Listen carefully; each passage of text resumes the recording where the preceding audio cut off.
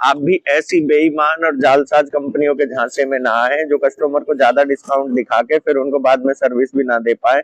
और आपका स्कूटर आप एक ही बार खरीदने के बाद जब पहली बार आप सर्विस सेंटर पे जाए तो आपको ये फील हो जाए एक ही बार वहां का नजारा देख के कि आपके साथ हो गया धोखा। गुड मॉर्निंग गाइस, तो कैसे हो आप लोग। फाइनली एक बार फिर आ चुका हूं आपसे मोटो व्लॉग में बात करने के लिए। और आज मैं मोटो व्लॉग क्यों बना रहा हूं, उसका मेन रीजन है ये कि कल रात जो मैं गया हुआ था ओला के सर्विस सेंटर यार्ड में, और यार्ड में जो ओला के स्कूटरों की हालत है ना, आप बिलीव भी नहीं कर पाओगे कि कैसे ओला ने सर्विस वाली जो स्कूटी हैं जिनमें कुछ प्रॉब्लम है उनको ऐसे रखा हुआ है जैसे मान लो कि वो चीज स्क्रैप में पड़ी हो।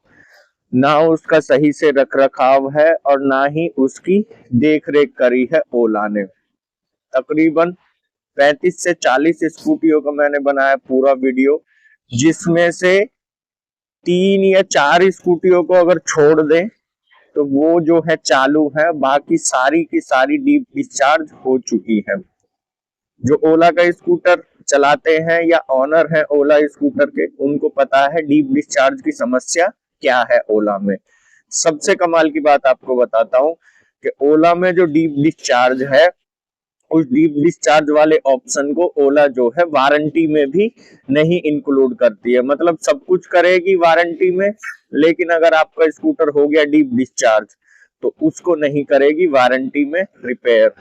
ओला का कहना है कि 20% बैटरी जैसे ही आपके स्कूटर की होगी आपको उसे लगाना है चार्जिंग पे, और उसके बाद अगर आपकी स्कूटरी आप चला देते हो 2 या 3% पे, 4% बैटरी हो जाती है, तो उस केस में जो है ओला का स्कूटर जो है फास्ट चार्जिंग या नॉर्मल चार्जिंग किसी भी चार्जिंग को कनेक्ट नहीं करता है। फास्ट चार्जिंग नेटवर्क के ऊपर ऑलरेडी वीडियो बना चुका हूँ, बिल्कुल नहीं है गुड़गांव जैसे सिटी में। और उसके बाद में बात करते हैं इनके यार्ड की। तो जो स्कूटी कस्टमर वहां पे खराब होने के बाद जिन्होंने छोड़ी होंगी अपनी स्कूटियां, उनकी हालत आप देखोगे तो आपको आइडिया लग जाएगा कि वो स्कूटियां कुछ भी नहीं 3-3 4-4 महीने से वहां पड़ी हुई हैं।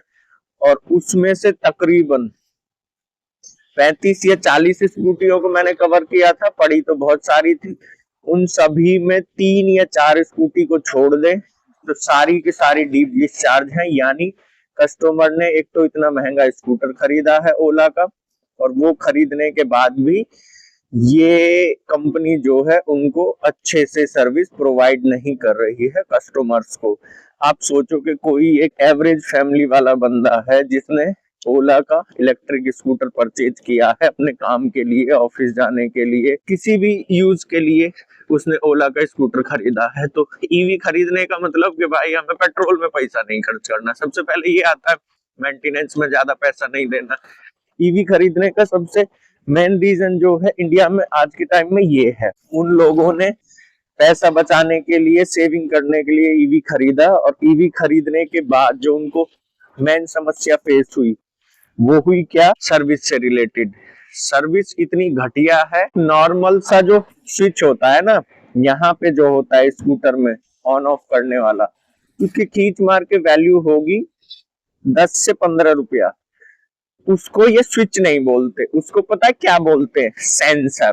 जैसे स्विच बोलेंगे तो उसकी वैल्यू कम हो जाएगी, सेंसर बोलेंगे तो उसकी इमेज बढ़ जाती है। और उस सेंसर को भी 250-300 रुपए का लगाते हैं।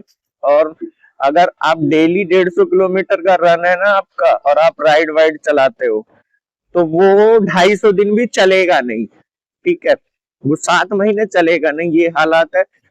उसके बाद में जो रख रखाव होता है किसी भी ऑथोराइज डीलर का, किसी भी ऐसी कंपनी का जो 2 स्टेट से ज्यादा स्टेट में काम कर रही है, उसका रख रखाव होता है स्टैंड बाय मोड पे। स्टैंड बाय मोड होता है जैसे आप नया स्कूटर खरीद लाते हो, नए स्कूटर को वो जैसे अपने शोरूम में रखते हैं उस कंडीशन में रखना होता है, जैसे बाकी अदर कंपनीज करती हैं अपने व्हीकल्स के साथ में जो उनके पास सर्विस पे जाते हैं।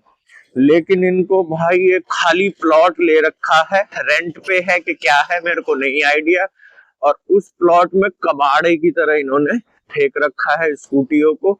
और हालत ये है कि किसी की सीट खुली पड़ी है, किसी की बैटरी और किसी का जो है पूरा हेड ही खुला पड़ा है, जहाँ पे ऑन ऑफ वाले स्विच गायब हैं, और उसके बाद में जो उनका हेडलाइट है वो ही गायब है। तो सारा मिला के ये है कि अगर आपकी जानकारी में कोई ईवी लेना चाहता है और वो कंफ्यूज है, तो ऐसे लोगों को वीडियो को ज्यादा से ज्यादा शेयर करें कि वो गलती से जो है ओला का स्कूटर ना ले ले, नहीं तो रोना पड़ेगा। और इतनी झूठी कंपनी मैंने नहीं देखी आज तक। मतलब आप जो कह रहे हो कि हमारा जो है 4 किलोवाट का स्कूटर जो है ना रेंज दे रहा है 196 किलोमीटर की, ये नहीं बताते बेचते टाइम के इको में देगा कि राइड में देगा कि स्पोर्ट्स में देगा या हाइप में देगा। वो सिर्फ ये बताएंगे कि हमारा स्कूटर चलेगा 195 किलोमीटर। मेरे दोस्त ने एक खरीदा था, वो चल रहा है इको में 130 किलोमीटर सिंगल सवारी में, 4 किलोवाट बैटरी स्कूटर। कीमत कितनी है स्कूटर की? 1,72,000।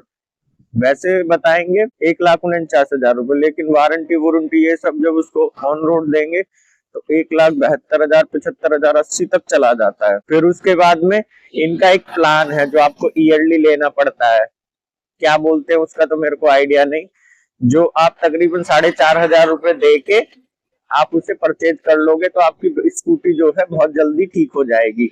उस प्लान का भी कोई फायदा नहीं है। उसमें क्या है, मेजर 2 चीजों को कवर करते थे पहले, एक तो बेल्ट और ब्रेक शू। अब क्या किया इन्होंने, इस साल तकरीबन 2 या 3 महीने पहले उन्होंने इस दोनों चीजों को उससे निकाल दिया है। अब वो पता है वो प्लान लेने का क्या फायदा होगा या नहीं होगा। तो आपसे रिक्वेस्ट है कि आप सभी लोग उस वीडियो को जाके देख, वीडियो के डिस्क्रिप्शन में भी उसका लिंक दे दूंगा, उस लिंक पे जाके पूरा वीडियो पहले आप देखो कि स्कूटियों की क्या हालात है। मैंने स्क्रीन से रब कर करके उनकी स्क्रीनों से मिट्टी हटाई है, ये हालात है। और शेयर करो अपने सभी फ्रेंड्स रिलेटिव्स को जो प्लान बना रहे हो ईवी स्कूटर लेने का, उनको शेयर करो ताकि वो अवेयर हो जाए और सही डिसीजन लें कि उनका मेहनत का पैसा एक अच्छे स्कूटर में इन्वेस्ट हो, ना कि ऐसे स्कूटर में जो कंपनी बहानेबाज हो, गोलीबाज हो और झूठ बोलती हो। तो ऐसी कंपनी में आपका पैसा ना इन्वेस्ट हो, लेने के बाद आपको कोई समाधान नहीं होगा अगर आपने परचेज कर लिया। मैंने ऐसे भी केस देखे सर्विस सेंटर पर जब मैं मेरे फ्रेंड्स के साथ गया हूँ कि वो स्कूटर खरीद के घर जा रहे हैं और घर तक भी स्कूटर नहीं पहुंचा। वो क्या है, रास्ते में ही खराब हो गया। और सबसे कमाल की बात, अगर रास्ते में नया स्कूटर खराब हो गया, सर्विस सेंटर पे वो डायरेक्ट लेके जा रहे स्कूटर को, तो सर्विस सेंटर वालों को भी नहीं पता उसमें दिक्कत क्या आई है। अब वो कह रहे हैं कि आप 15 दिन इसे छोड़ो तब उसके बाद ठीक होगा। अब सोचो कि आपकी कंपनी का स्कूटर कस्टमर के घर तक नहीं पहुंच पा रहा है, उसका पूजा पाठ नहीं हो पा रहा है गाड़ी का, और उसके बाद जब सर्विस सेंटर पे ले के जा रहे हैं तो सर्विस सेंटर तो उन्हें भी नहीं समझ में आ रहा जो उसे ठीक कर रहे हैं। और सर्विस सेंटर की हालत तो मैं आपको पहले भी कई वीडियोस में दिखा चुका हूँ। वहां क्लीनिंग से तो कोई मतलब ही नहीं है, मुझे नहीं लग रहा कि वहां 6-6, 7-7 महीने से क्लीनिंग भी हुई होगी। और उसके बाद में रख रखाव का भी आपने वीडियो देखे, कई मैंने अपलोड किए हैं। जबकि एक जो ऑथोराइज डीलर होता है, सर्विस डीलर, वो क्या करता है, जो आपका कस्टमर है उसका वेटिंग रूम मिलेगा, वेटिंग रूम में टीवी मिलेगा, ठीक है, न्यूज़पेपर मिलेगा, मैगजीन मिलेंगी, वहां कस्टमर पानी पीने की व्यवस्था मिलेगी, बैठने की मिलेगी, फोन चार्ज करने की मिलेगी, ये सारा कुछ मिलता है वेटिंग रूम में। इनके यहाँ तो वेटिंग रूम ही नहीं है। यार कर लो बात, क्या कंपनी बनाई है। और कंपनी का जो ऑनर है, नाम क्या है, भावेश, उसने तो इतना क्या बोलूं ड्रामा कर रखा है कि मैंने ये भारत सेल बनाया है, मैंने ये चाइनीज सेल बनाया है, मैंने ये किया है, हमने ऑटो बैलेंसिंग स्कूटी बना दी अपने आप बैलेंस। अरे भाई ठीक है, मान लिया, बना दिया, अचीवमेंट है, ओके, तुम्हारा नाम इतिहास में दर्ज हो जाएगा, लेकिन तुमसे एक नॉर्मल स्कूटी की सर्विस दी नहीं जा रही। तुम कैसे करोगे भाई वो, अगर ऑटो बैलेंसिंग वाली जो स्कूटी खराब हो गई, उसमें तो सारे सेंसर ही लगे रहते हैं, सेंसर से ही होती है ऑटो बैलेंस, उसको कैसे ठीक करोगे। ये हालात है। तो भाई अवेयर हो जाओ, सावधान हो जाओ, किसी के बहकावे में मत आओ। ओला जो आजकल 35-35, 40-40 हजार का डिस्काउंट दे रही है, वो डिस्काउंट धरा रह जाएगा अगर आपकी जो है 20 दिन सर्विस सेंटर पे खड़ी रह गई और आपके पास एक ही व्हीकल है और बिना व्हीकल के आप नौकरी या कोई भी ऐसा काम है जो आप फील्ड में करते हो कर नहीं पाओगे।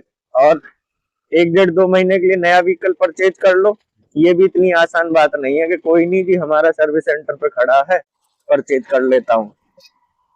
तो एक बार फिर आपसे कह रहा हूँ वीडियो को पूरा देखो, डिस्क्रिप्शन में दिया हुआ है लिंक पे टैप करके पूरा वीडियो देखो और ज्यादा से ज्यादा लोगों को शेयर करो, लाइक करो, हाइप करो, कमेंट करो।